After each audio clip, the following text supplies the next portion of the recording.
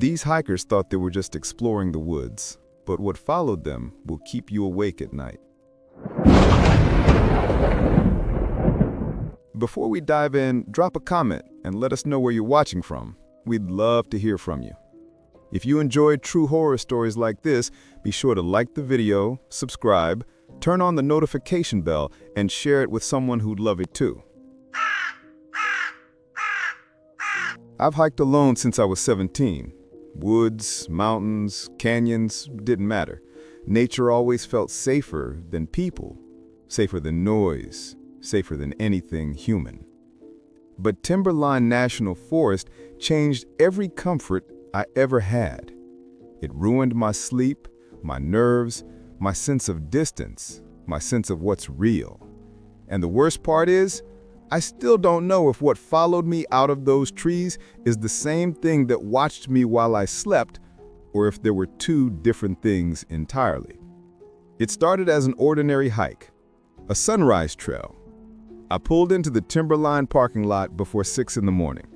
The air had that cold, metallic bite that always comes right before the sun rises fully. Dew on the grass, fog curling like smoke above the ground. Peaceful, or at least it should have been. The only other person there was a tall, thin man standing beside a gray SUV with no plates. He wore a bright red jacket, too bright, almost neon, and kept the hood up even though there wasn't a bit of wind. He stood completely still, facing me, hands in his pockets, not adjusting gear, not stretching, not preparing, just staring. I waited for the usual hiker nod. Nothing. I offered a weak morning. He didn't move, didn't tilt his head, didn't even blink. I couldn't see his face inside the hood, but I felt eyes, sharp, locked-on eyes. I left quickly, telling myself he was just socially awkward, the kind of guy who couldn't handle eye contact, maybe anxious, maybe weird but harmless. About 20 minutes into the hike, the forest felt normal again. Birds calling, branches shaking with soft breeze, sunlight spearing between trees. My breathing settled into the quiet rhythm I've always loved. Then I heard a footstep behind me. I glanced back. The man in the red jacket was there, 30 feet away. Same distance as in the parking lot, same posture, same complete stillness afterward. I kept moving. Every time I stepped, he stepped. Every pause, he paused. No catching up, no slowing down, just mirroring me like a shadow with a delay. I sped up. His footsteps sped up. I stopped. He stopped. I said, "Do you need something?" Nothing. Just breathing. Not heavy breathing, slow, steady breathing, like he was standing inches behind me instead of yards away. That's when I noticed something stranger.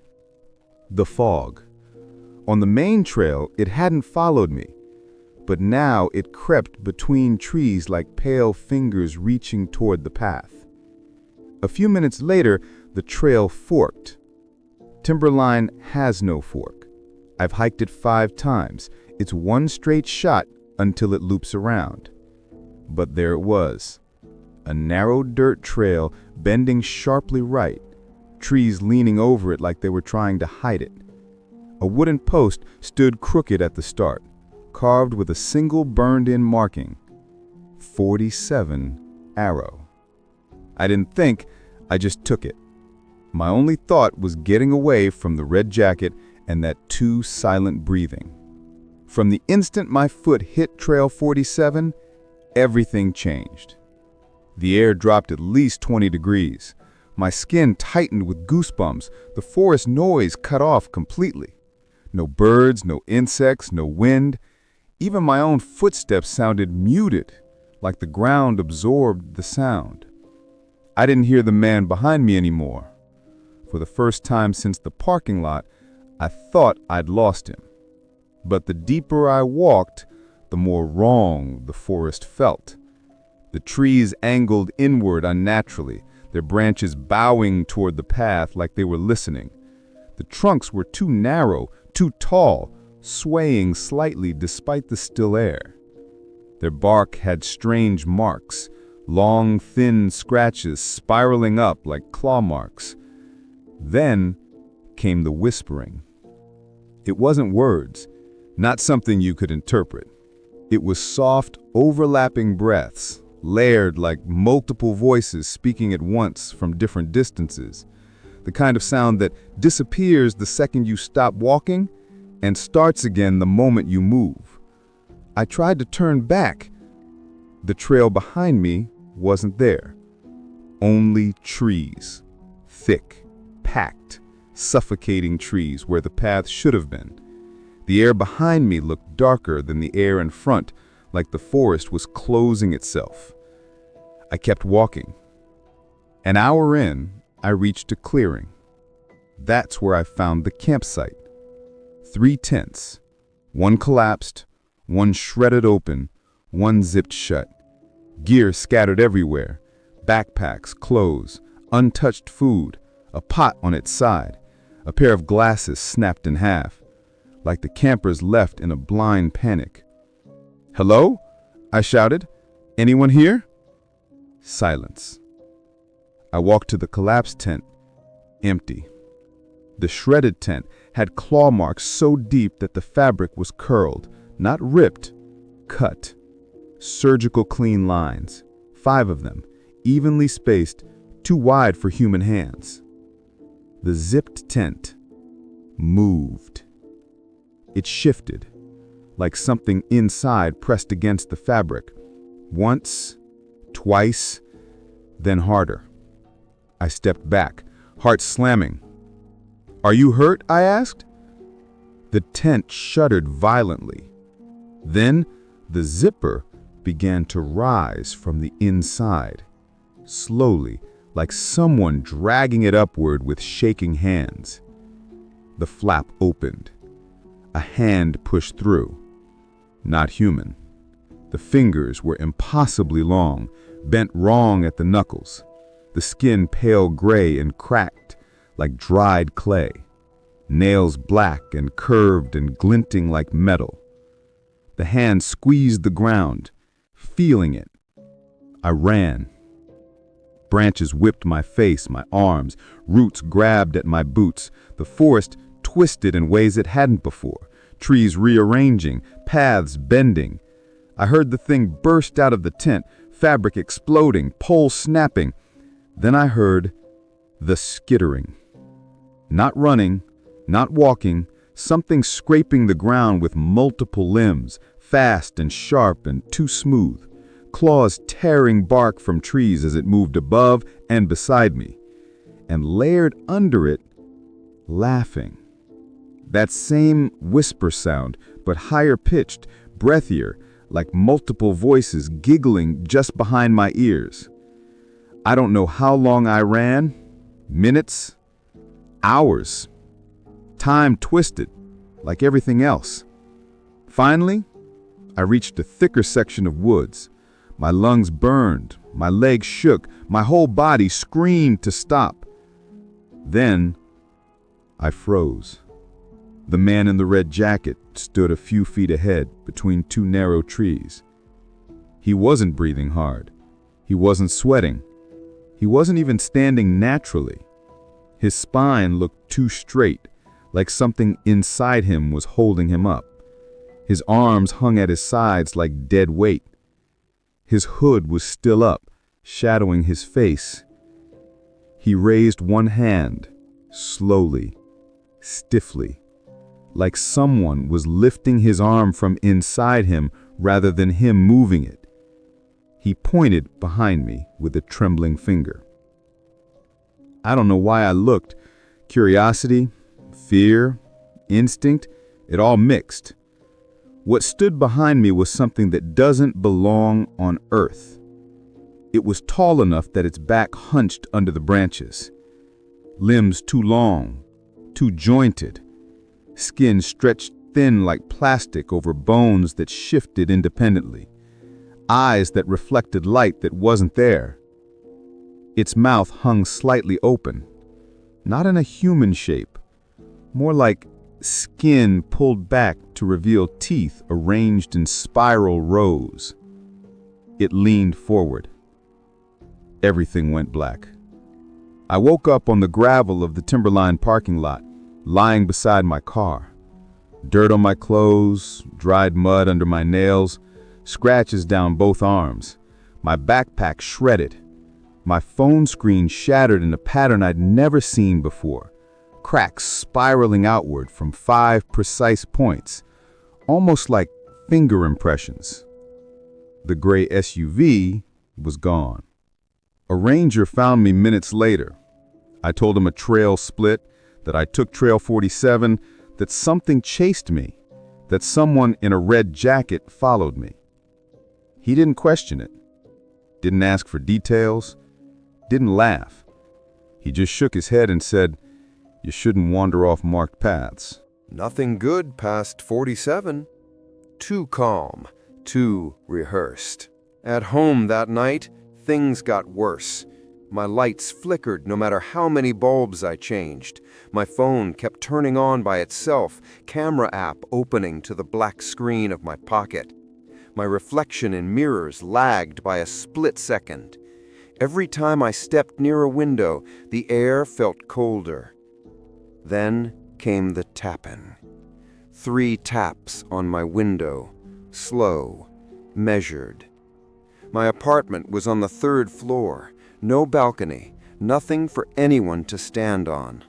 When I didn't move, something dragged its fingers down the glass, a slow, long scrape from top to bottom. I stayed frozen until dawn. The next morning, I found dried mud on the inside floor near the window. That night, I heard breathing again. Close, too close.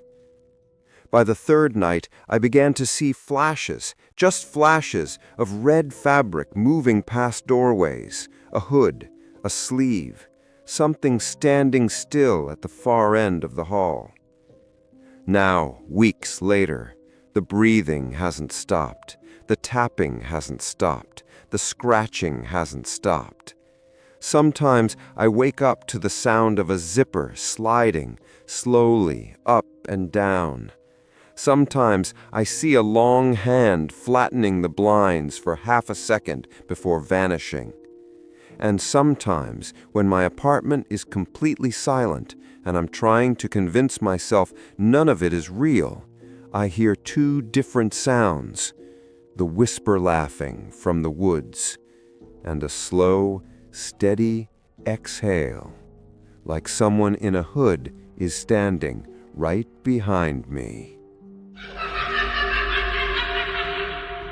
Evan and I had been planning the trip for months. An early summer 3-day hike along Hollow Ridge Trail, a long, isolated route with barely any visitors, no cell service, and a reputation for being beautiful but unsettling. We'd seen posts online about weird sounds, abandoned campsites, and hikers getting this overwhelming sense of being watched. Most people assumed it was black bears or regular wilderness paranoia. We weren't the type to scare easily. In fact, the strange rumors were exactly what drew us there. The trails started normally. Tall pines, damp soil, the distant hiss of wind scraping through tree branches. The day was warm, the sunlight dappled through leaves, and the air smelled like pine needles and mountain water. Nothing felt wrong. If anything, the isolation was peaceful. No hikers, no distant voices, no footprints besides our own. About 4 miles in, Evan slowed down and tilted his head. "You hear that?" he asked. I stopped. At first, I heard nothing but the wind. Then, faintly, from far down the slope to our right, came the sound of footsteps. Slow, crunching in leaves, walking as if someone heavy was moving carefully. "Probably a deer," I said. Except the steps were in rhythm with ours. When we stopped, They stopped. When we walked again, they picked up, always keeping the same distance. By the time we reached our first planned rest spot, the light had shifted into late afternoon gold. The footsteps had faded, and Evan shrugged it off. I forced myself to do the same. But something about the silence around us felt unnatural, like the forest was holding its breath. We pushed forward. The trail narrowed into an old wooden footbridge that crossed a steep ravine. Halfway across, I noticed something carved in the railing, deep scratches, as if someone had dragged a knife along the wood over and over again. A single word: don't. Evan laughed nervously. Classic horror movie warning. But when he touched the grooves, he froze. This wasn't made long ago. The wood's still fresh. I didn't want to think about that, so I moved on. We reached a clearing around 6 p.m., our campsite for the night. A circle of stones marked the old fire ring, and there were no signs anyone had camped there in weeks. Perfect, we thought. We set up our tent, cooked freeze-dried meals, and sat on a log to eat. The sky turned from orange to purple, and soon the forest became a black wall of trees. The air cooled sharply. That was when things began to feel wrong. It started with the wind, or rather, the lack of it. The trees were perfectly still. No leaves moving, no insects chirping, no distant rustle of small animals. "Why is it so quiet?" Evan muttered. Even the crickets stopped. Then we heard a single footstep. Crunch. We froze. It came from the tree line on the far side of the clearing. Then another. Crunch. Slow. Heavy. Deliberate. Evan clicked on his flashlight and swept the beam across the trees. Nothing. He turned off the light. We listened. Crunch. But this time, it came from a completely different direction, behind us. We spun around, flashlights shaking. Again, nothing. "Maybe it's circling us," Evan whispered. I didn't want to admit how scared I was, but something about the sound was wrong. It didn't feel like an animal. It felt purposeful, intelligent. We backed toward the tent, packing up stray gear. Then, from somewhere deep in the woods, came a long, echoing whistle. Just 4 notes. Slow. Playful. I felt my blood go cold. Evan whispered, "That's a person." But the whistle repeated, this time closer, too close. No crunching leaves, no footprints, just the whistle moving through the forest like it was floating. We dashed into the tent, zipped it up, and held our breaths. The forest stayed silent. An hour passed, then 2. The darkness outside felt alive. I tried to stay awake, but exhaustion pulled me under, and soon I slipped into a light, fitful sleep. I don't know how long I slept before the sound woke me up. Not footsteps, not the whistle.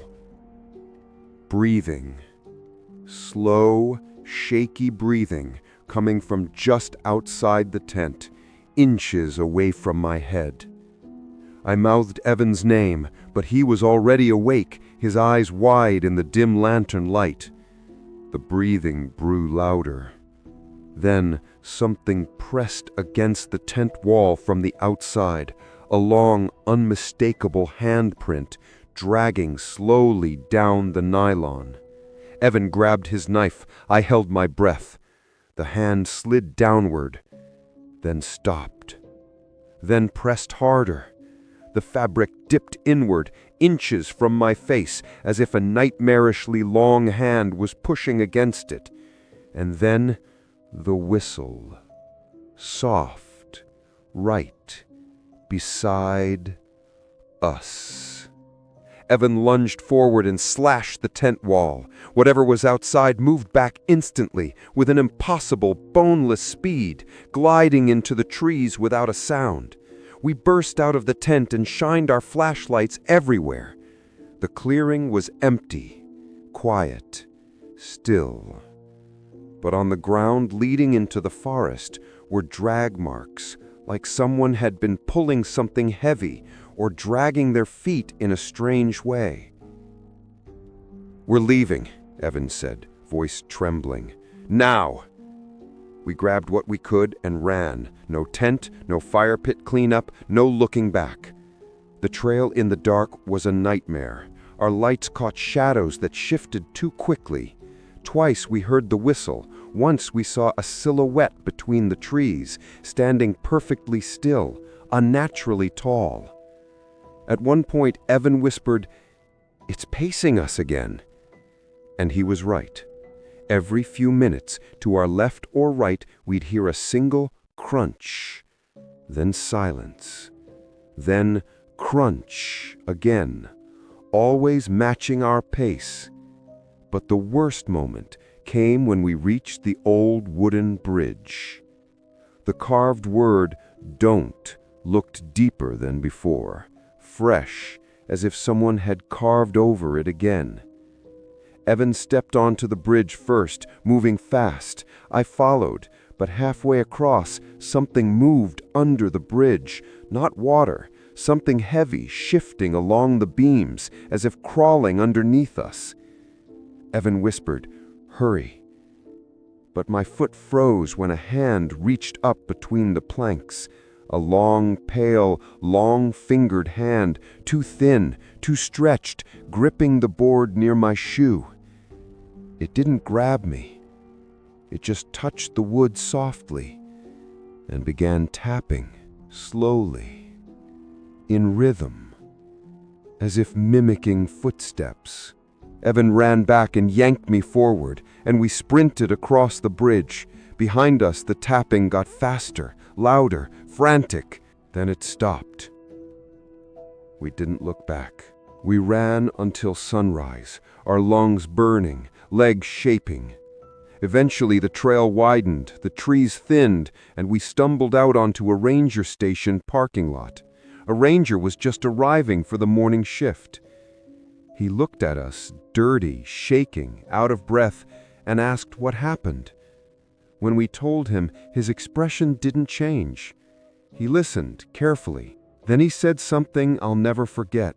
"You boys shouldn't have camped on Hollow Ridge. We've had reports for years. People hearing footsteps, whistling, something following them.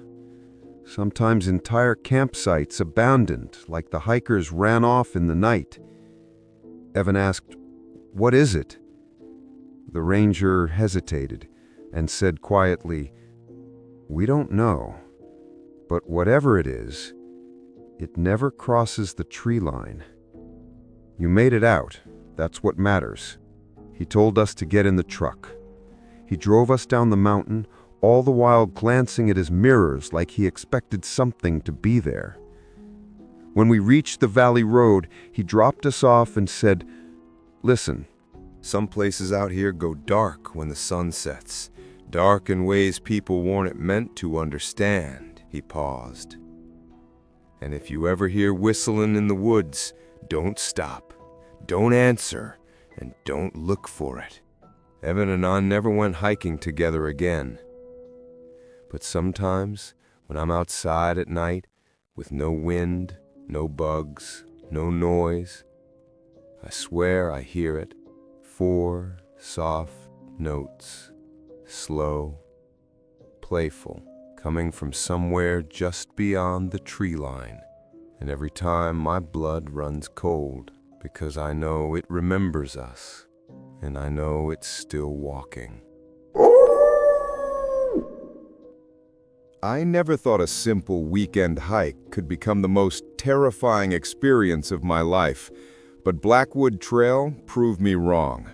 I've hiked hundreds of trails across the country, always alone, always careful. I've learned to read maps, to watch the sky, to carry enough water and the knife. I've seen wildlife, storms, lost hikers, but nothing like what I stumbled into that night. Nothing that could be explained rationally.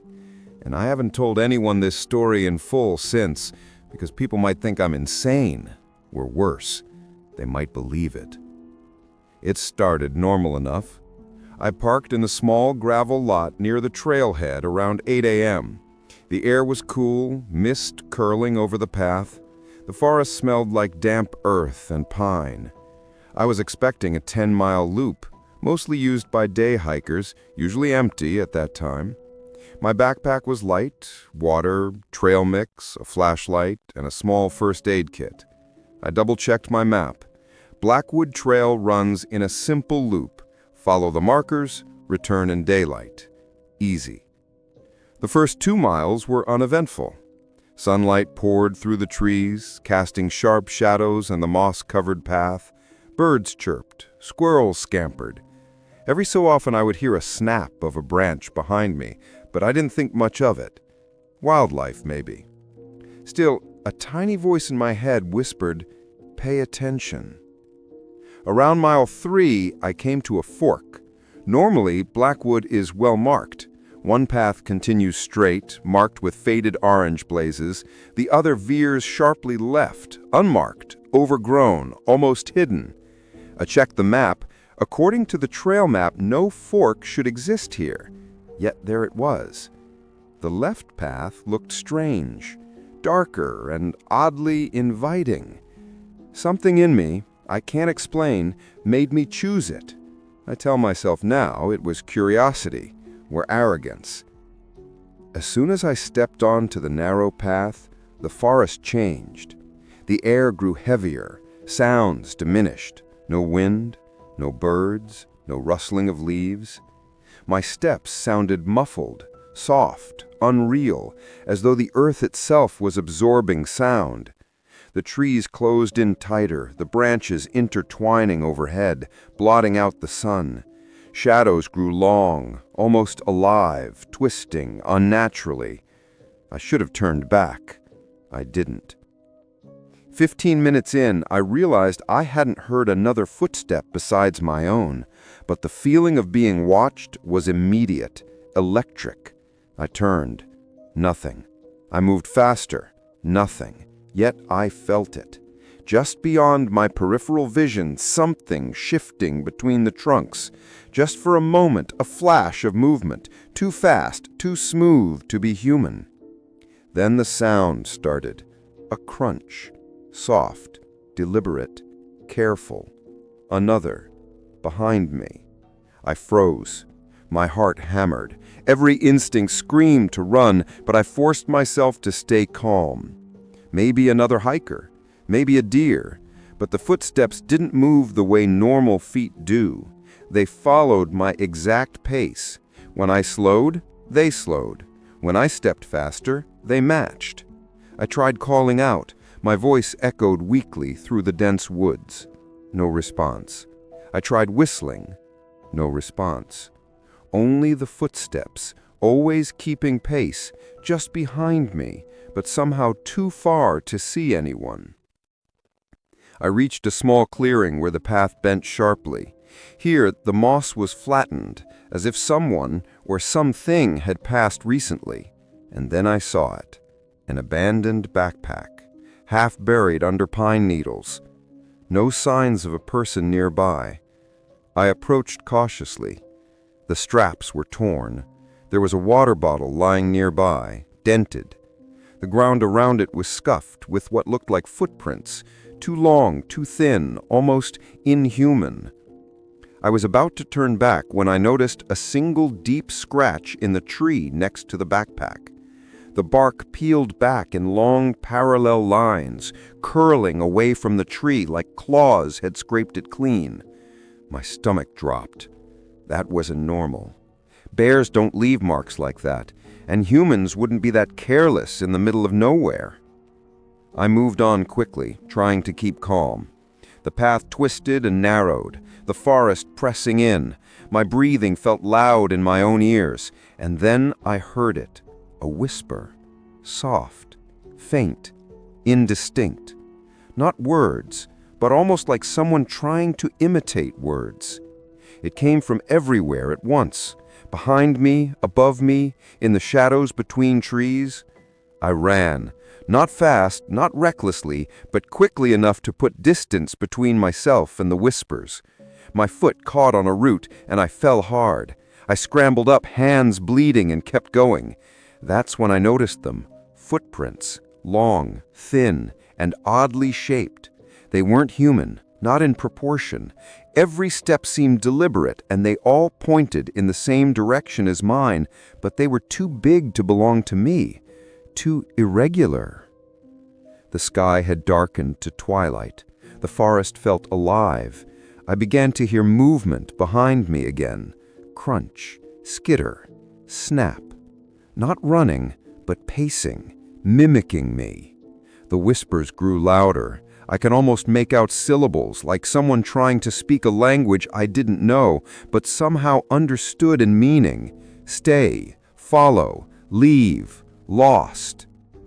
By the time I reached a creek crossing, I was exhausted. My flashlight beam trembled.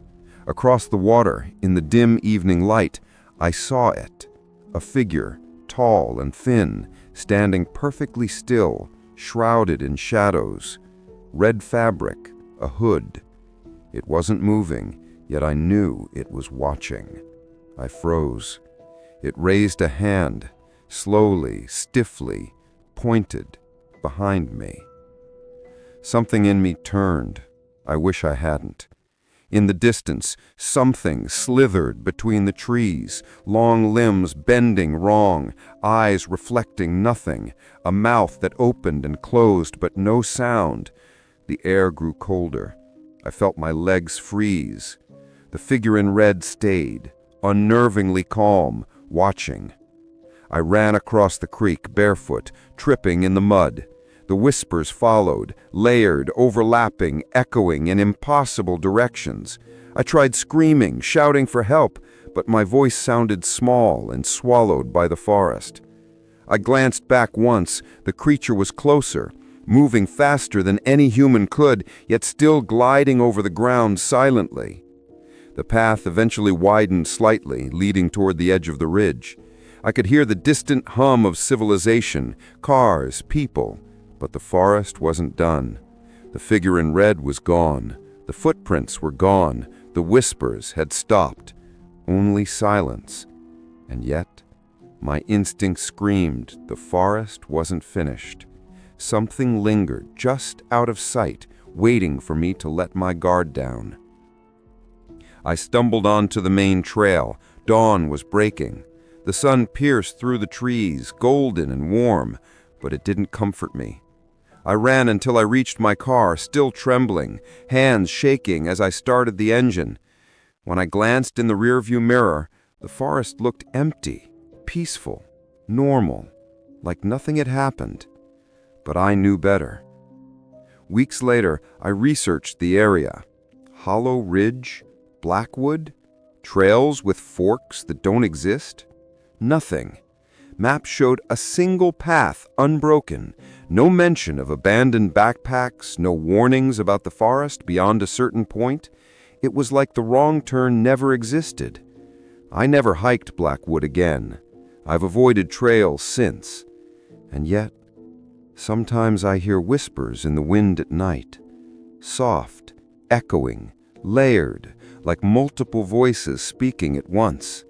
I can feel eyes on me, watching, following, waiting. And sometimes I see a flash of red fabric in my peripheral vision, just for a second, gone before I can turn. I know it's still out there. I know it still remembers the wrong turn I took. And I know if I ever return, it won't let me go again.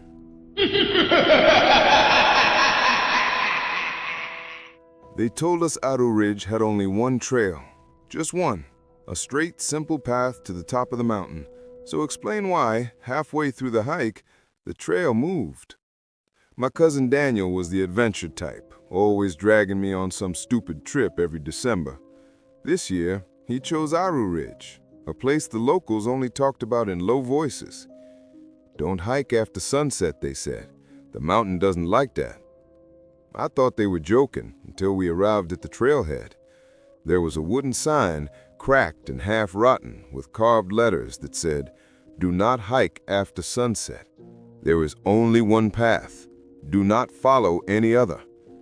I told Daniel, "Bro, let's not play."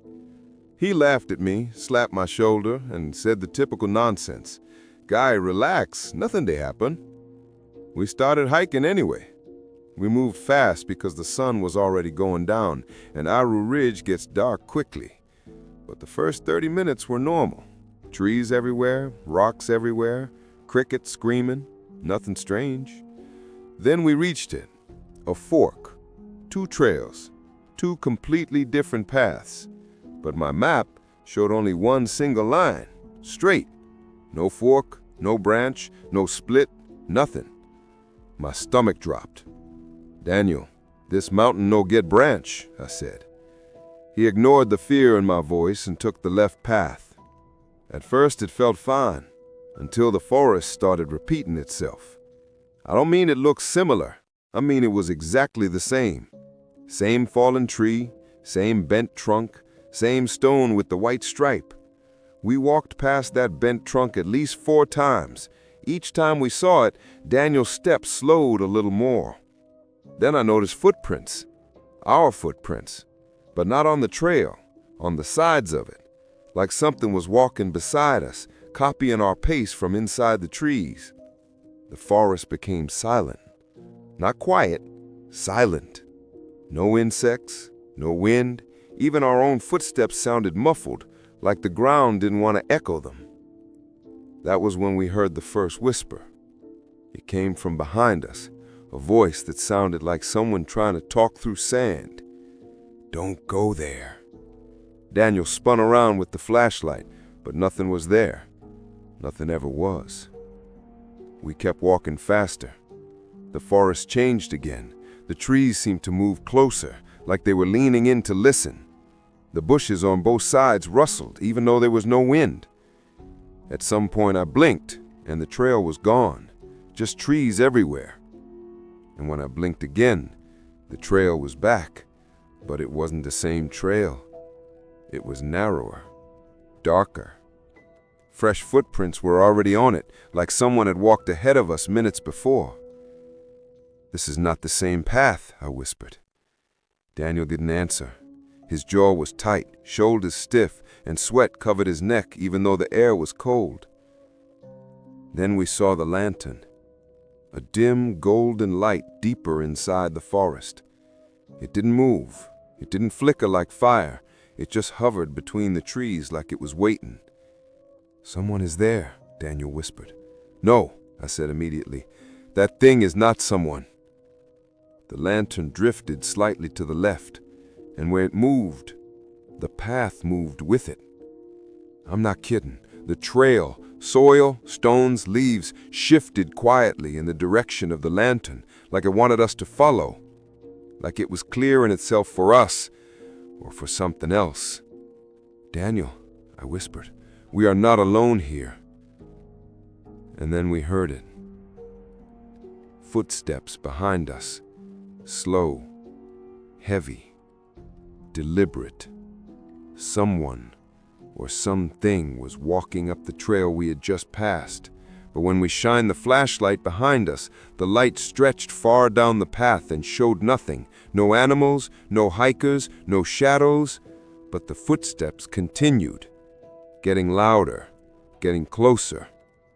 We ran. We didn't think, we just ran. The forest blurred around us. Branches whipped at our faces. The footsteps behind us grew louder, faster, almost charging. Then, the trees on the left opened suddenly, revealing a completely new trail. It wasn't there a second ago. It was like the mountain tore itself open just to give us that path. Daniel dashed into it instantly. I had no choice but to follow. We ran until the sound behind us vanished. And finally, after what felt like an hour, the trees parted, and we stumbled out onto the original trailhead. The same cracked sign stood there, the same ground, the same air. But one new thing had appeared, a fresh message carved under the warning. If you see another path, run. It wasn't there when we arrived. Someone or something had carved it while we were inside. We never spoke about our ridge again. But sometimes at night, I swear I can still hear footsteps behind me. Slow, heavy, deliberate. Like the mountain is still looking for us. We started the hike later than we should have. Daniel always underestimated time, and by the time we reached Aru Ridge, the sun was already bleeding into the tops of the trees.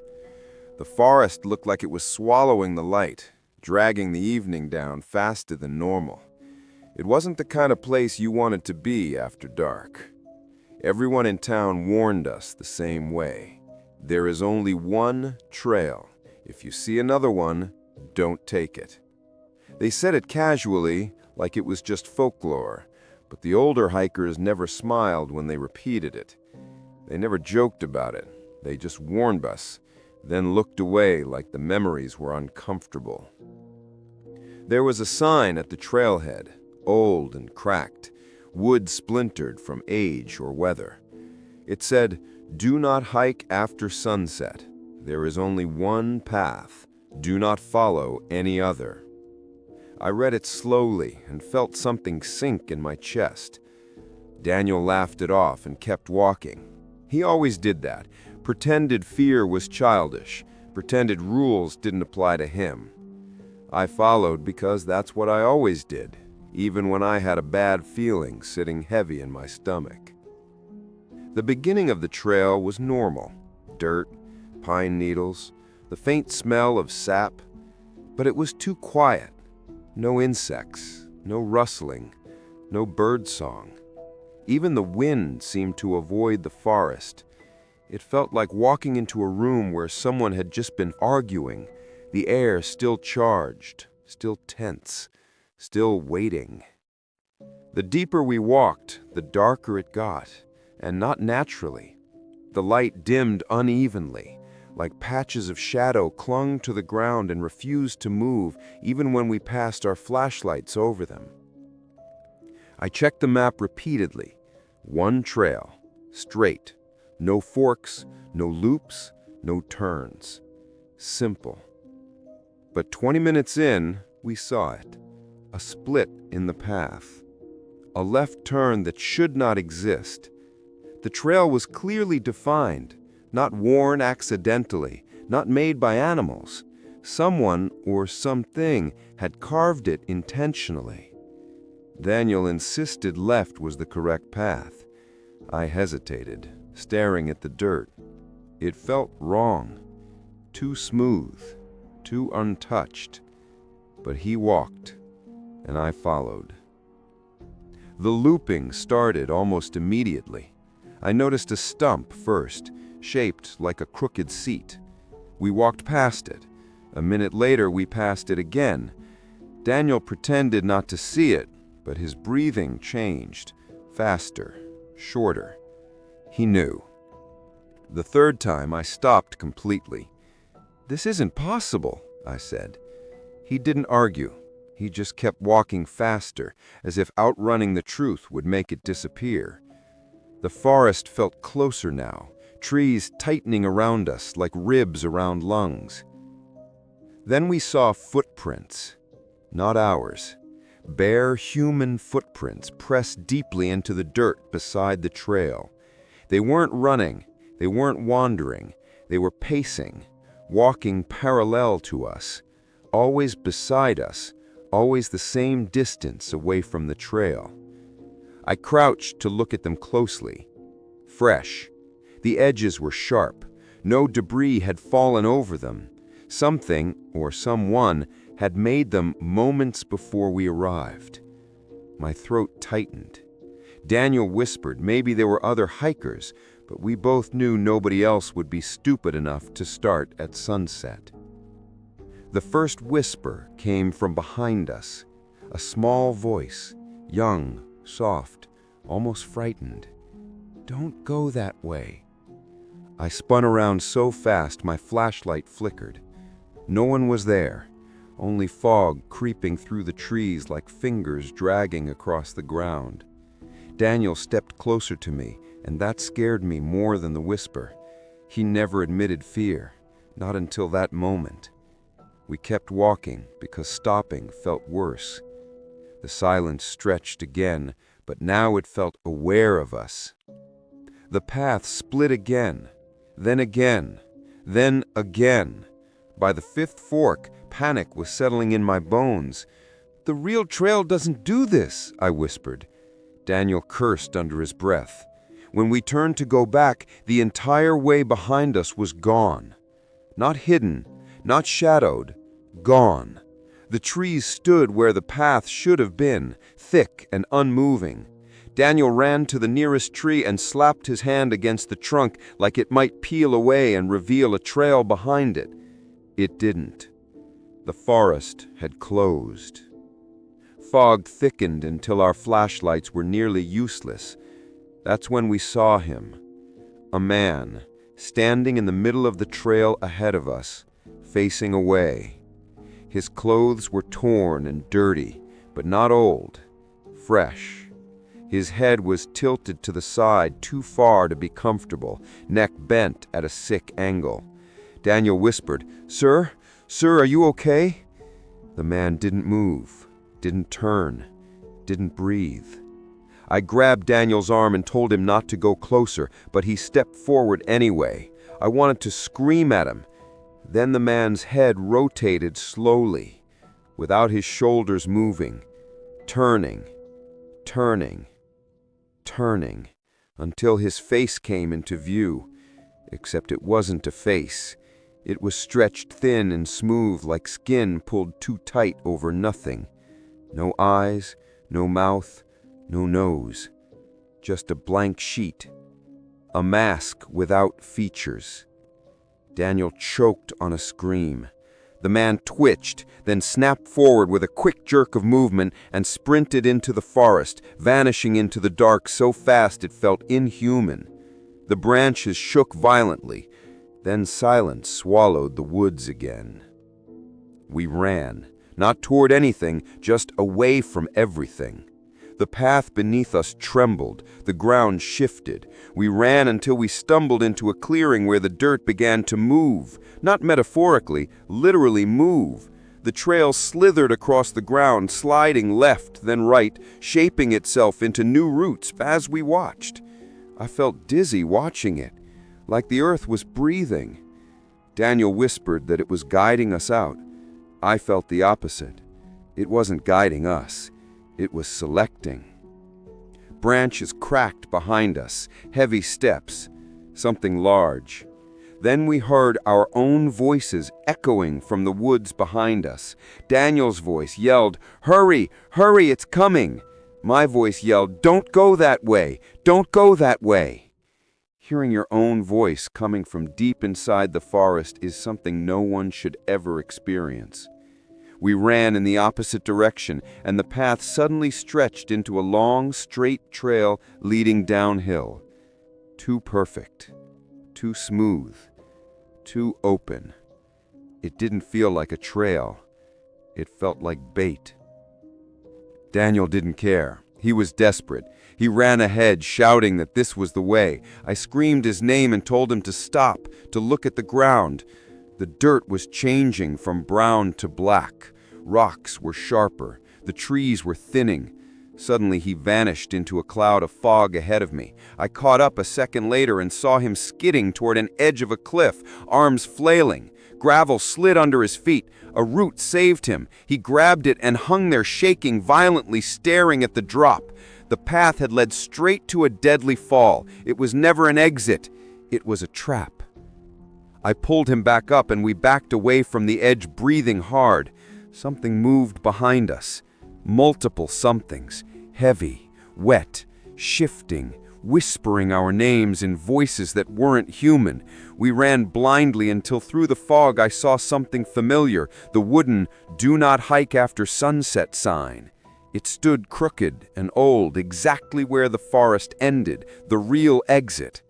We sprinted toward the sign as shadows moved rapidly in the trees, chasing us, but never crossing the boundary. When we collapsed outside the forest onto the dirt road, the fog stopped like an invisible wall held it back. The woods stayed silent, watching us leave. We never went back.